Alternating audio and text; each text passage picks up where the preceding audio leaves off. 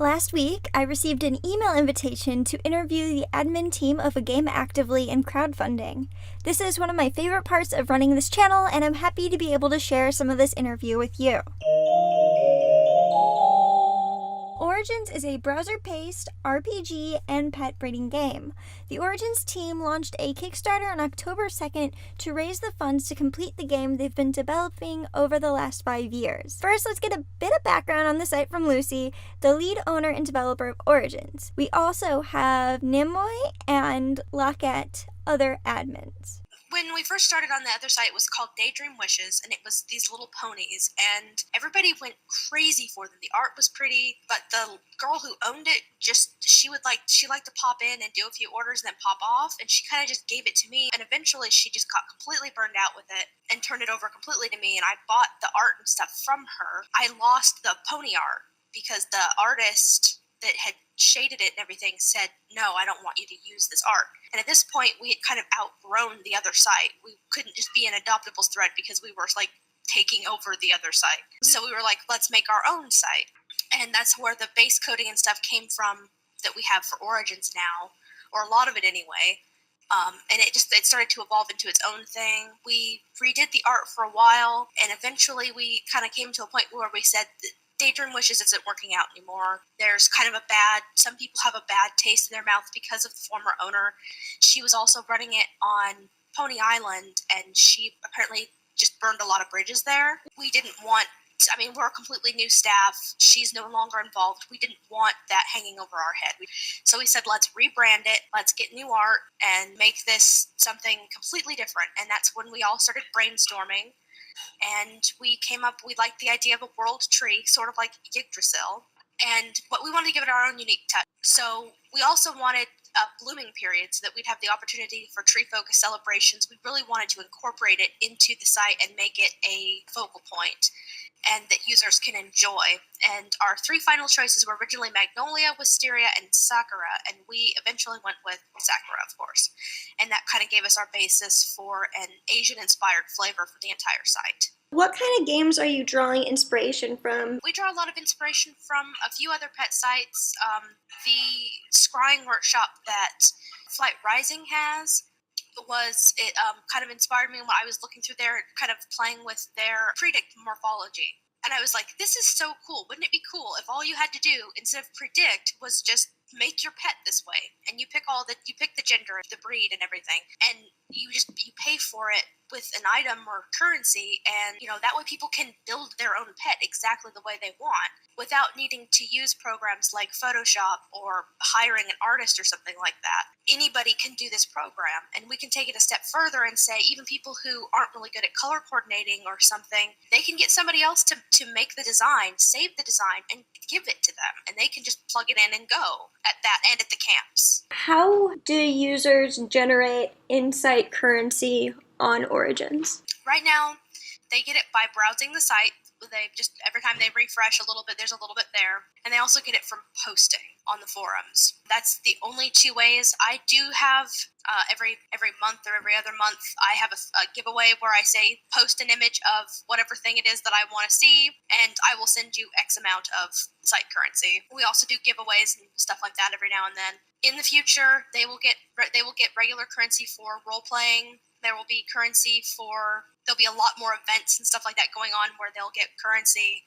We would like to have an explore system that's actually just kind of a basic click through, get currency and get items and whatnot. The explore feature is basically going to just be a click and go kind of a thing. Someday, my ultimate dream here is that the explore system and the RPG are basically going to be the same thing, and that it's going to be less forum based and more its own game with graphics and stuff like that. Way off in the future, kind of a dream. So we're kind of just giving the elements as we can right now. The RPG itself, is that going to be forum based? It's going to be forum-based, but it's going to take a lot from tabletop RP as well. We're going to have a dice system and, rules and stuff like that, statistics. It's going to be like when you sit down for a tabletop game and you have your GM, you have your players, and you're going on a quest. And let's say you get to a ladder and you need to climb this ladder. You would say, I'm going to climb this ladder. The GM would say, okay, you give me a climb check. If you're playing old 3.5 D&D, you would have a climb check. if you roll and you roll really good, you climb up on the ladder. If you roll poorly, then you fall on your butt and you don't get to go up the ladder. So it's that kind of a cause and effect. Players will be able to decide the outcome of their story. They're going to have somebody there to guide them and guide the story. If they get stuck, there's somebody there to help them. That's the kind of feel that we're going for. But it's going to be on the forum. They'll have the option to write out a big in-depth post with character thoughts, or they can make a one-liner post of my character does this. It doesn't matter. It's supposed to kind of engage all level of role player who's interested in this kind of thing with the dice, giving a good framework and basis and structure. It gives it a structure. Modern users in the virtual pet space will play multiple games, usually in one gaming session. For instance, when they sit down at their desktop, they'll open up a few different games and play through them all at once. So instead of competing for an entire user, you're competing for share of game time. What are your primary competitors? Which games in this space do you see being your primary competitors for share of game time? Just in my experience, I would have to say AOS has always been a big competitor for any site. And then I know me personally, I spent a lot of time on Valley of Unicorns, but Valley of Unicorns is nothing compared to what we want to go with Origins. Those are really the only two that I've had a lot of experience with. I would also throw Flight Rising in there. I know it's pretty big still. Yeah. I mean, we have several users who play it too. But honestly, I mean, I'm not worried about people playing other sites too. I actually kind of embrace that. I think, pet sites are fun, and it's actually pretty easy to play multiple pet sites. Mm-hmm. We encourage people to trade with other pet sites for currency and stuff like that.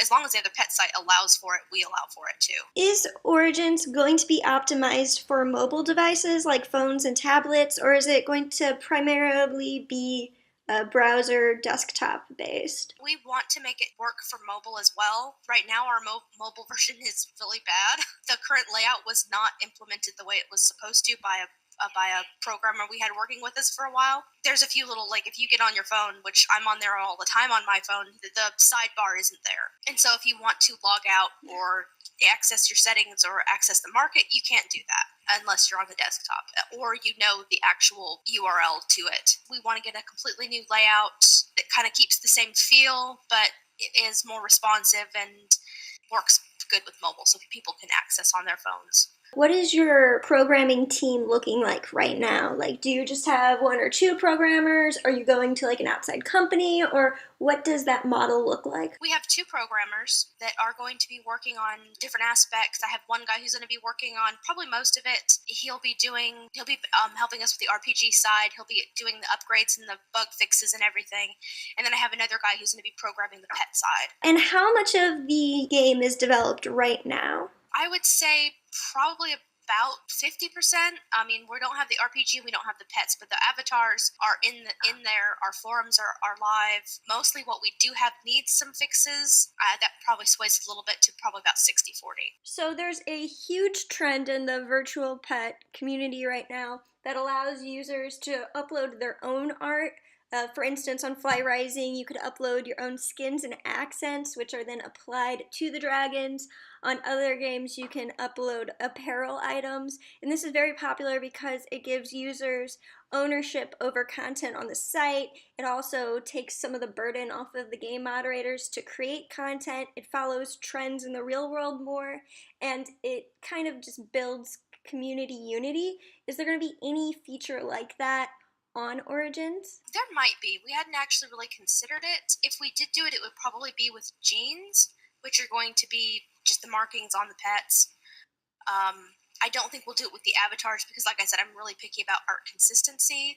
How will Origins generate revenue? We're not going to have advertisements on the site. We are going to have the premium currency, and that's basically going to be the way that the site makes money is off the premium currency and what you can buy with the premium currency. We want to offer stuff that you can buy with the site currency, but we also want to offer stuff that you can get every month or every other month with the currency. I think one of the things that we're going to do to try and help generate revenue is like the monthly and the bi-monthly releases. Some of them will be exclusives where you send us $10 and you get enough jade blossoms to be able to purchase this exclusive outfit. And I think we were talking about doing the same thing with like jeans and pet lines and things like that. So there are going to be special items for people to help us with costs of running the site. I'm not sure, like I said, if the Kickstarter is successful and we can start making the changes, I feel like Origins is something that's going to be really popular, but we have to get to that point. Right now the focus is the Kickstarter. We're going to go under the pretense that the Kickstarter is successful. What does the next 6 months look like for the Origins team? Busy. Busy. We're going to be cranking out art and cranking out upgrades and new features. Yeah, like busy. Just managing the massive influx of new members that we've gotten. Definitely. I think we've had at least 100 new members just in the last couple of weeks, which is actually nice. There's so much life on the forums. It's amazing. That's great. So we've had a lot of people who had kind of lost interest who have come back as well. So do you guys participate on the forums like very much, or are you seeing yourself step away more as you're developing the site more, or are you guys just as much involved in the forums as you've always been? Well, my personal opinion, it makes a point to, at least touch base in every single thread. And I don't think there's a thread that I haven't seen her post in. But my personal opinion is it doesn't really matter what rank you are as far as like admin, mod, regular user. If you don't have a good relationship with your user base, you're not going to succeed because the user base doesn't feel like they matter. So in my opinion, I think it's important that we retain that relationship as admins with, even the newest member, long-term, new, I don't care if you've been with us for a year or a day, we should know who you are, Exactly. I've seen sites where the admins kind of disconnected from the user base and they make decisions that go completely against what their user base even wants. I saw a site, Lockett and Nimoy have both seen it's the same thing, saw the site completely fall apart because the admin refused to listen to the people who had been loyal on his site for almost a decade. This is something that's come up a lot recently, since I don't know how familiar you are with Flight Rising. Flight Rising released a bunch of items in the first year of the site being open, and that was when it was in its earliest form of beta. There were very few users, and now those items are incredibly expensive, and the majority of users cannot afford to get those items anymore.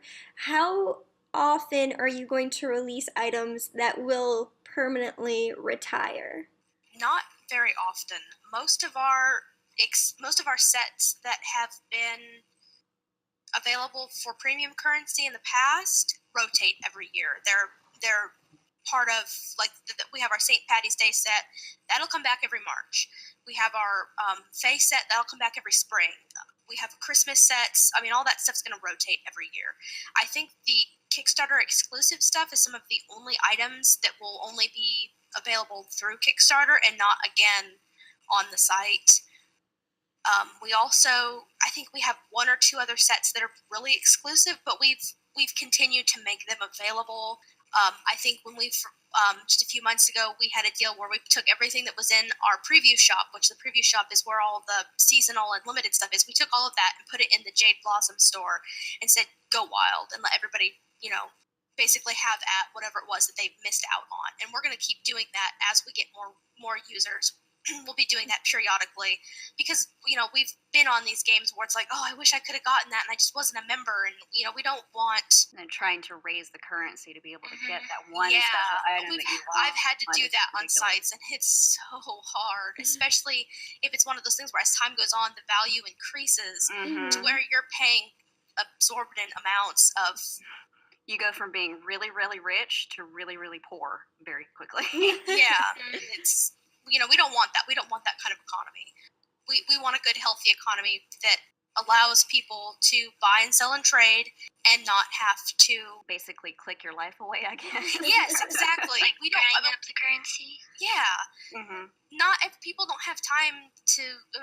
We want people who have jobs and stuff to be able to go to work every day and not to feel like they need to sit on the website all the time. I know that's kind of partly the point is to engage people and get them to come and play on the site. But if we want people to be able to get on for 5 minutes and do their daily runaround and then be able to go to work or school and then come home and after school be able to play. I think some of the other limited items are really just the NaNoWriMo items, right? Yes, those Yeah. will continue to be NaNoWriMo only because the staff are really big, and we have several users too who are really into National Novel Writing Month, and that's something that we support 110%. We do have special awards that are for people who win and who succeed. I noticed that on the Kickstarter, the title of the Kickstarter is Origins, Virtual Pets, Fae Avatars, and BBQ. What's going on with the BBQ sauce? That's us being really weird and funny. If you scroll down and you look through our reward tiers, you'll see that our highest tier is the barbecue. It's a cauldron with barbecue sauce. Yes. And I had this idea and I thought it was hilarious. And I told Jess, we need a cauldron with barbecue sauce. We honestly have a thing for sauce, it seems. Yeah, we're saucy. Overall, the interview lasted for an hour. These were the snippets I thought pertinent to share with you as they illustrate the team structure and vision for Origins. After speaking with the team, I made the decision to back their Kickstarter. Ultimately, if you're interested in role-playing games and deep community integration, Origins is for you. I'm a huge fan of the avatar art and will keep using Origins for that art. Thanks for keeping with me through this longer than usual video. Like this video if you enjoyed it and subscribe for more virtual pet coverage.